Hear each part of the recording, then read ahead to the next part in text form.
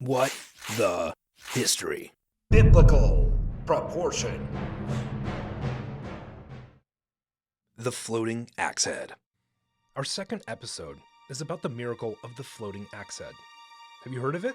This particular story can be read in the text of 2 Kings, chapter 6, verses 1 through 7.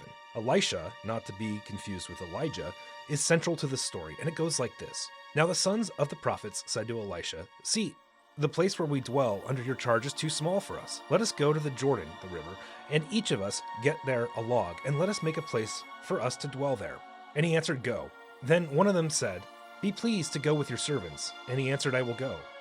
So Elisha went with them, and when they came to the Jordan, they cut down trees. But as one was felling a log, his axe head fell into the water. And he cried out, "Alas, my master, it is borrowed." Then the man of God said, "Where did it fall?" And when he showed him the place, he cut off the stick and threw it in there and made the iron float. And he said, "Take it up."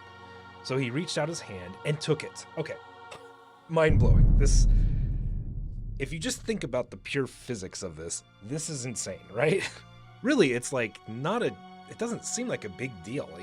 Why do we need a miracle to save something this guy lost? So these guys are out chopping trees with loaner axes, probably a fairly hefty deposit, I would imagine. And one of the axe heads flies off the handle and into a stream.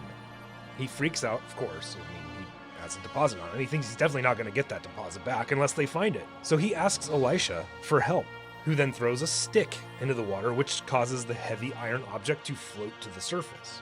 Okay, wow.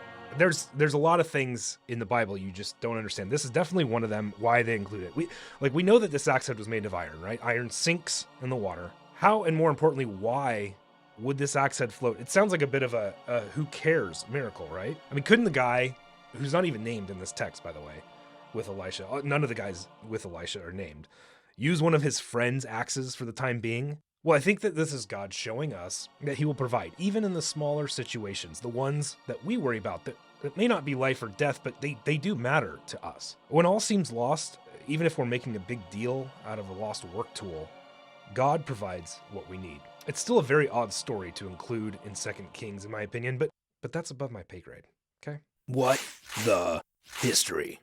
Biblical proportion.